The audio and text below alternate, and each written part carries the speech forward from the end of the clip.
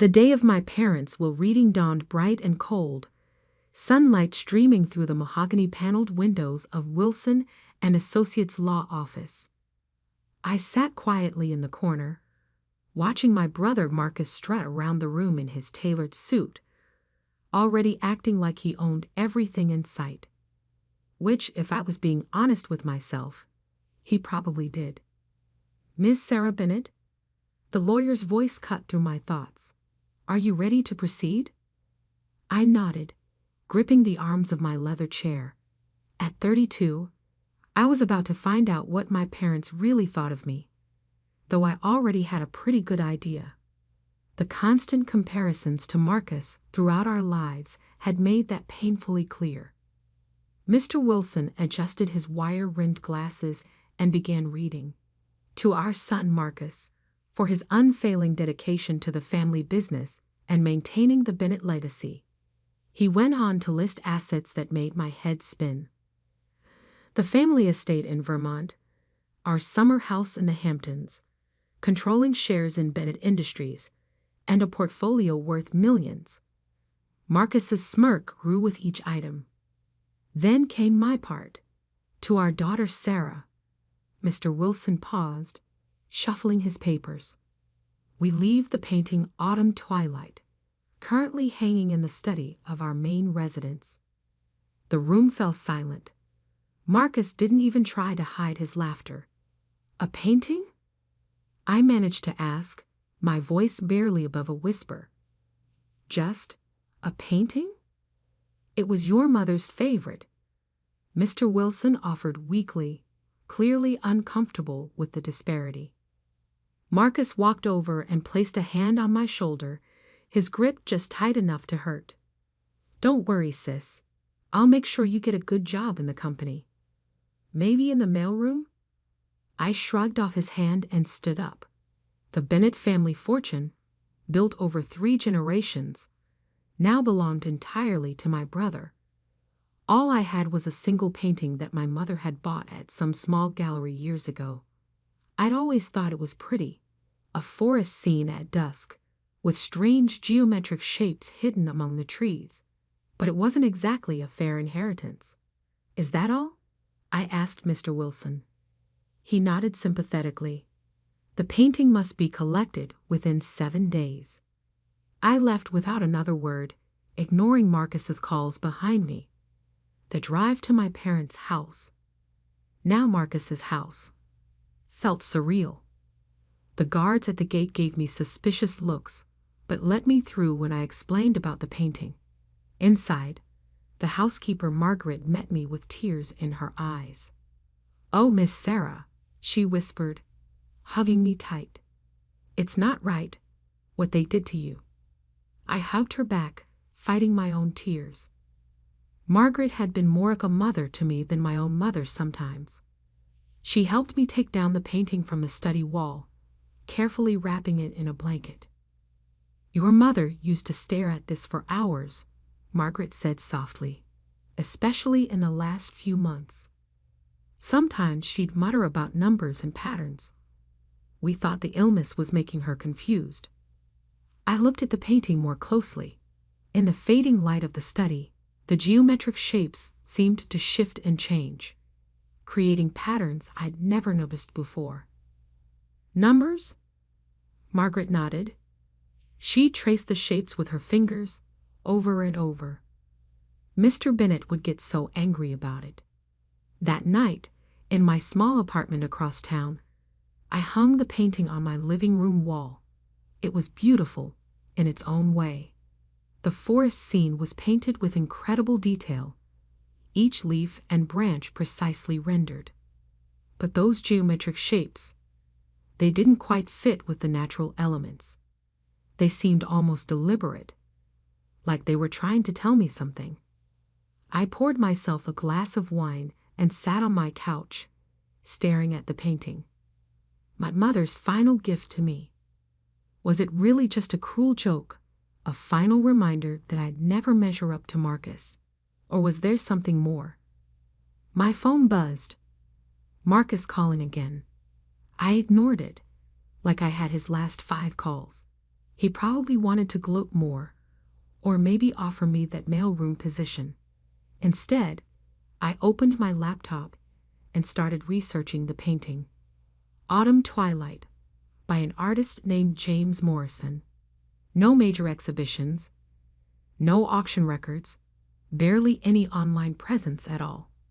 The gallery where my mother bought it had closed years ago. It was like the painting had appeared out of nowhere. A text from Marcus popped up. "Don't be bitter, sis. Come work for me. It's what Mom and Dad would have wanted." I snorted. What my parents had wanted was for me to be more like Marcus, to care about profit margins and shareholders instead of pursuing my passion for art history and restoration. I'd disappointed them by choosing my own path, and now they'd made their feelings crystal clear. But something about the painting kept drawing my attention. Those shapes. They reminded me of something I'd studied in my art restoration courses. Steganography, the practice of hiding messages in plain sight. I got up and examined the painting more closely. The geometric shapes were subtly different colors than the rest of the scene, barely noticeable, unless you were looking for it. And they seemed to form a pattern. A knock at my door made me jump. It was past midnight. Who would be visiting at this hour? Through the peephole, I saw Marcus standing there, his usually perfect hair disheveled. "Sarah," he called out. "Open up. We need to talk about the painting." I stayed silent, watching him through the peephole. He'd never shown any interest in art before. Why was he here now, in the middle of the night, asking about a supposedly worthless painting? "Sarah, please." His voice took on an edge of desperation I'd never heard before. "Mom left instructions about the painting. You need to give it back." Instructions? My heart started pounding. Maybe I wasn't crazy. Maybe there really was something hidden in those geometric shapes. "Go away, Marcus," I called through the door. "The painting is mine. It's all I got, remember?" "You don't understand," he hissed. "That painting, it's not what you think. Give it to me now, and I'll give you $5 million. $5 million? For a painting he'd laughed about just hours ago? I backed away from the door, my mind racing. Marcus was many things, but he wasn't stupid with money. If he was offering that much, the painting must be worth far more. I heard him fumbling with something. Keys? Did he still have a copy of my spare key from when I'd been sick last year? I quickly grabbed the painting off the wall and ran to my bedroom, locking the door behind me just as I heard my front door open. "Sarah." Marcus's voice echoed through my apartment. "Where are you? Where's the painting?" I held the painting close, my hands shaking. In the dim light of my bedroom, those geometric shapes seemed to glow faintly. And then I saw it, a pattern I'd missed before. The shapes weren't random at all. They formed numbers, hidden so cleverly in the forest scene that you'd never notice unless you knew exactly what to look for. "Sarah." Marcus was getting closer. "Think about what you're doing. That painting is worth more than you can imagine." I turned the painting over, inspecting the back. The original canvas was professionally mounted, but something about the framing felt off. A slight gap that shouldn't be there. My bedroom door handle jiggled. "Sarah, open this door right now." With trembling fingers, I'd pried at the gap in the frame. A small piece of paper fluttered out, covered in my mother's elegant handwriting. As I read the first line, my breath caught in my throat. "My dearest Sarah, if you're reading this, you've discovered what I always knew you would. You see patterns others miss. You question what others accept. And now, my darling girl, you're about to understand why your father and brother have always been so afraid of you." The pounding on my bedroom door grew louder, but I barely heard it. I was too busy reading my mother's letter my hands shaking as each word revealed a truth that would change everything. The numbers in the painting weren't just random shapes. They were coordinates, accounts, and passwords to something that would shake the very foundation of Bennett Industries. And my brother, still shouting outside my door, had no idea that his perfect world was about to crumble. I don't know how long I sat there on my bedroom floor, reading and rereading my mother's letter, while Marcus continued his tirade outside. My hands trembled as I absorbed each carefully written word. The numbers in the painting, when combined with the access codes I've included here, will lead you to the truth about Bennett Industries. Your father and brother built their empire on stolen innovations, patents and designs taken from brilliant minds who trusted them. I was one of those minds, Sarah. And you, my dear daughter, were always meant to be my successor. A loud crash from my living room jolted me back to reality. Marcus had apparently gotten tired of asking nicely. "I'm calling the police," I shouted, already dialing 911. "Go ahead," Marcus yelled back. "I'll tell them you stole company property. That painting belongs to Bennett Industries." But I knew better now. The letter explained everything. How my mother had been a brilliant inventor in her own right. How she hidden her work in plain sight all these years. The painting wasn't just art. It was a key to a hidden database of evidence. "The coordinates will lead you to my private laboratory," the letter continued. "Everything you need is there. But be careful, Sarah. Your father and brother will do anything to keep their secrets buried." I heard Marcus's footsteps retreating, followed by my front door slamming.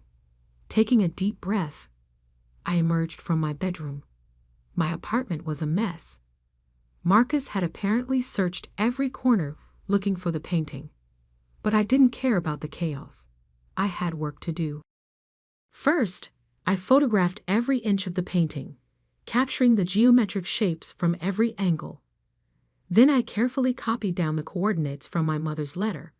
According to her instructions, I needed to overlay the shapes in a specific sequence to reveal the full set of access codes. My phone buzzed again, this time with a text from Margaret, our old housekeeper. "Miss Sarah, men are at the house removing all your mother's things. They're looking for something in her study. Please be careful." They were destroying evidence. I had to move fast. The coordinates led to a location in the Berkshires, about 3 hours from the city. My mother had written that she purchased the property under her maiden name, keeping it hidden from my father and brother. "The lab is underground," her letter explained. "The entrance looks like an old storm cellar, but it's equipped with state-of-the-art security. Use the first sequence of numbers from the painting to gain access." I packed quickly, laptop, the painting carefully wrapped in blankets, some clothes, and my mother's letter. As I headed to my car, I noticed a black SUV parked across the street, its engine running. Marcus wasn't done yet. The drive to the Berkshires was tense. The SUV followed me for the first hour, keeping a consistent distance. I took every detour and back road I could think of, finally losing them somewhere near the Massachusetts border.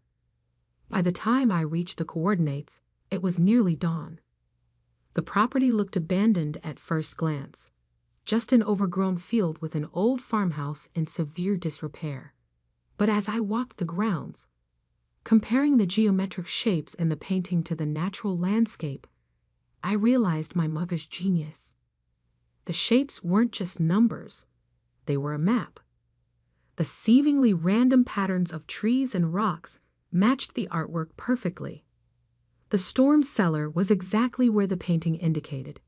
Its rusted doors looked like they hadn't been opened in decades, but when I input the first sequence into a hidden keypad, they smoothly swung open to reveal a staircase descending into darkness. Motion sensor lights flickered on as I made my way down. The temperature dropped with each step, and I could hear the soft hum of ventilation systems. At the bottom, another keypad waited. This time, I needed to use the second sequence from the painting.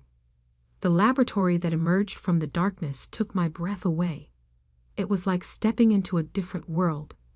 Pristine white walls, advanced equipment, and rows of computers humming quietly.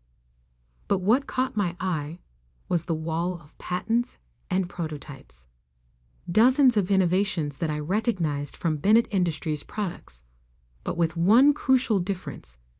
They all bore my mother's original signature. "Oh my God," I whispered, moving closer to examine them. These weren't just similar to Bennett Industries technology. They were the originals. My mother hadn't just been a passive observer in the company. She had been its hidden genius. A familiar voice behind me made my blood run cold. "Impressive, isn't it?" I spun around to find my father standing in the doorway, looking exactly as he had the day he died, or at least, the day we thought he died. Marcus stood beside him, a satisfied smirk on his face. "Did you really think your mother was the only one who knew about this place?" my father asked, stepping into the lab. Though I must admit, hiding the coordinates in that painting was clever. We've been searching for this facility for months. I backed away, clutching my mother's letter. "You're supposed to be dead." He smiled, but it didn't reach his eyes. Sometimes the best way to find something is to make people stop looking for it. Your mother's death was unfortunately real, but mine? Well, let's just say it served its purpose. The will reading was a trap, I realized. You wanted me to find the painting. "We needed you to leave us here," Marcus explained, moving to block the exit. "Mom changed all the security protocols before she died. We couldn't get in without the codes. And now," my father said, advancing slowly, "you're going to help us destroy everything in this lab. All evidence of your mother's work will disappear, and Bennett Industries' patents will remain secure." But they had made one crucial mistake. While they were talking, I had been backing toward my mother's main workstation. Her letter had mentioned an emergency protocol, a sequence of numbers that would activate something she called the Clarity Protocol. "Actually," I said, reaching behind me to input the sequence, "I don't think I will." The lab's lights suddenly shifted to a pulsing red, and a computerized voice announced, "Clarity Protocol activated. Broadcasting evidence to all major news outlets and regulatory agencies. Deletion impossible." My father's face contorted with rage. "What have you done?" "Mom called it her insurance policy," I said, feeling stronger with each word. "Every piece of evidence in this lab has just been transmitted to hundreds of secure locations.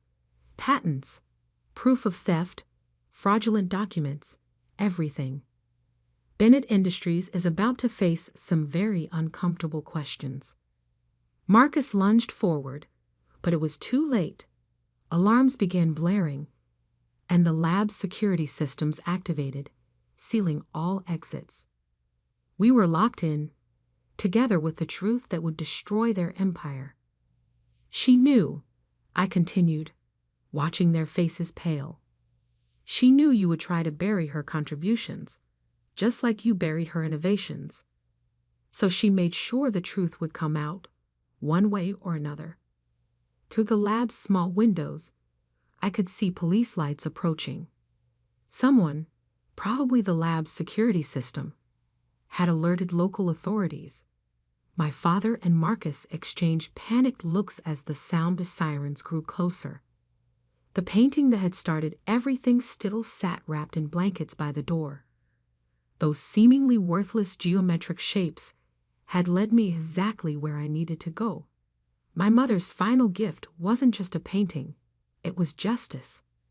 And as I watched my father and brother realize their perfect world was crumbling, I smiled, knowing this was just the beginning. The real story of Bennett Industries was about to be told, and this time, no one would be able to hide the truth. The next 48 hours passed in a blur of police statements, news reports, and corporate chaos. I watched from my hotel room as Bennett Industries' stock plummeted. Years of carefully constructed lies unraveling in real time. Bennett Industries CEO found alive, arrested for fraud. The headlines screamed. Corporate giant built on stolen patents. Mother's revenge. The hidden genius behind Bennett Tech. My phone hadn't stopped ringing since the story broke.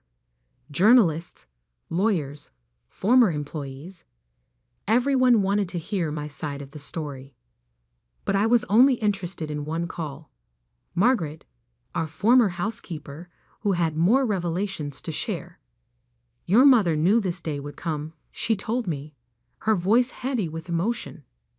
That's why she made me promise to give you this after the truth came out. An hour later, I sat in Margaret's small living room, holding another letter from my mother.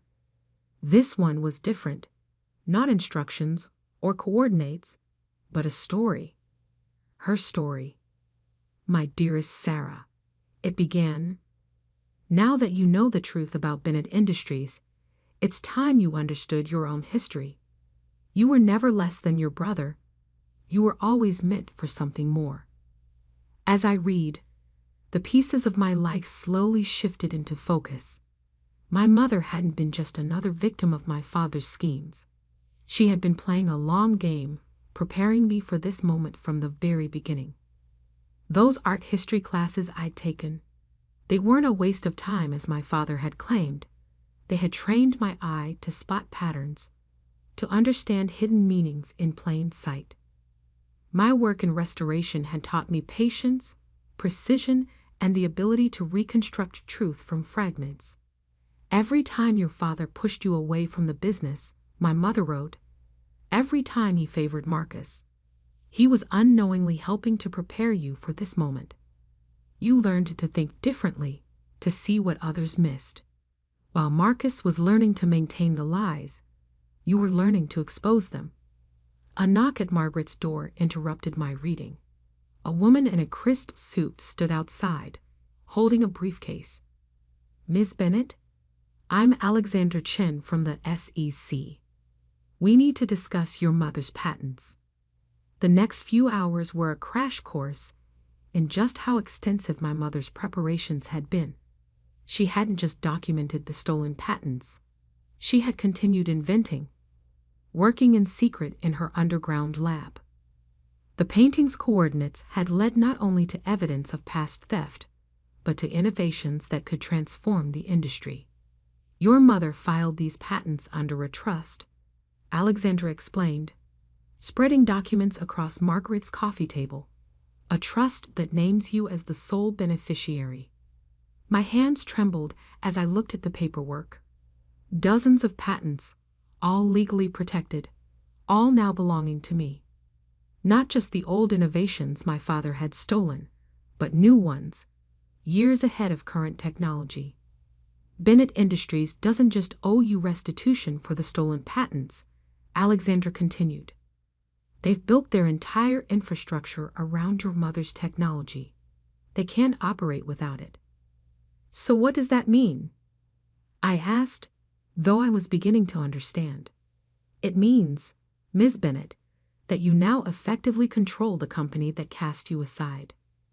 While my father and Marcus sat in jail awaiting trial, I walked into Bennett Industries headquarters the next morning not as the forgotten daughter, but as its new owner. The board of directors, desperate to save the company from complete collapse, had no choice but to accept my terms. Standing in my father's former office, I found another surprise, a wall safe hidden behind the painting that had once hung there. The combination? The final sequence of numbers from my mother's painting. Inside was a personal diary detailing every innovation he had stolen, every inventor he had betrayed. But more importantly, it contained a list of names. People like my mother who had been cheated out of their rightful recognition. 1 month later, I stood on a stage at a hastily convened press conference announcing the company's new direction. Bennett Industries was built on stolen dreams, I told the assembled crowd. Today we begin making things right. We're establishing a foundation to compensate every inventor who was wronged by the previous management. But more than that, we're transforming the company into what it should have been all along, an incubator for innovation, where brilliant minds are celebrated, not exploited. The painting that started it all now hangs in my new office. A reminder that sometimes the most valuable things are hidden in plain sight. The geometric shapes that once concealed my mother's secret now represent something else. The pattern of a better future, one built on truth instead of lies. Marcus wrote to me from prison, alternating between threats and pleas for help. I sent back a single photograph. The painting, now hanging exactly where our father's portrait used to be. He would understand the message. His world of deception was over. My father maintained his silence, but it didn't matter anymore. The truth he had fought so hard to bury was now his legacy. The great John Bennett would be remembered not as a visionary businessman, but as a thief who stole his own wife's genius. Late one evening, as I was preparing to leave the office, Margaret brought me one final letter from my mother. This one had been timed to arrive exactly 1 month after the company's transformation began. My darling Sarah, it read, if you're reading this, you've done more than just expose the truth. You've begun to rebuild from the ashes of deception. I never wanted you to inherit a corrupt empire. I wanted you to have the chance to build something honest, something worthy of your heart. I traced my fingers over her handwriting, feeling closer to her than ever before. The worthless painting had been anything but worthless. It had been the key to everything. More than that, it had been my mother's way of showing me that I had inherited something far more valuable than money or status. I had inherited her vision for a better world. 2 years later, Bennett Industries, now renamed Aurora Innovations, is unrecognizable from what it once was. We've become a leader not just in technology, but in ethical business practices.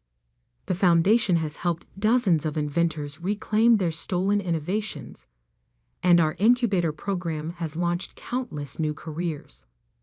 The painting still hangs in my office, its geometric shapes now a familiar comfort. Sometimes, late at night, I could swear they shift slightly, as if my mother is still there, leaving me new patterns to unravel, new truths to discover. But the most important truth was there all along, hidden in plain sight, just like those numbers. Success built on lies will always crumble, but success built on truth and justice will stand the test of time. Marcus was released from prison last week. He sent me a message asking to meet, to talk about rebuilding our family. I haven't responded yet. Some patterns, I've learned, are better left unchanged. Instead, I spend my time focusing on the future. The company hosts an annual innovation fair where young inventors can showcase their ideas without fear of theft. Last year's winner was a young woman whose story reminded me of my mother. Brilliant, underestimated, but unwavering in her vision. As I handed her the award, I saw my mother's painting reflected in the glass trophy. The geometric shapes seemed to dance with approval, reminding me that sometimes the greatest inheritances aren't the ones we can hold in our hands, but the ones that transform us from within. The worthless painting had given me something priceless. The truth about my past, control of my future, and most importantly, the chance to ensure that no other brilliant mind would ever be silenced or stolen from again. And that, I know, would make my mother prouder than any fortune ever could.